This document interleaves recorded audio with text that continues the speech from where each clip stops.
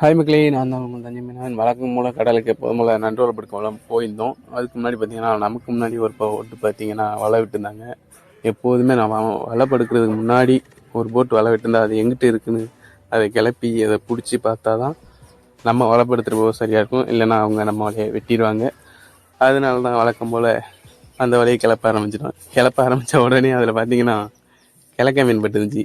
நம்ம ஓனர் எப்போதுமே மற்றவங்க இதில் உள்ளதை எடுக்க மாட்டோம். பட் இருந்தாலும் வரதை யார் வேணாம்னு சொல்கிறங்கிற மாதிரி அதையும் எடுத்துக்கிட்டு வர வேண்டியதான்னு அந்த வலையை கிளப்பி பார்த்தா அதில் பார்த்தீங்கன்னா கிழக்க மீன் வலை. அது பார்த்தீங்கன்னா கிழக்க மீன் பட்டுருந்துச்சு. ஒரு 4 மீன் இருக்கும். அதையும் கழிச்சிட்டு அதோட அதுக்கு மேலே இருக்க வேணான்னு அந்த வலையை விட்டுட்டோம். இதே மாதிரி எடுக்கிறது தப்பு தான். பட் இருந்தாலும் கண்ணில் பட்டதை எடுக்கிறது தப்பு இல்லை தான்.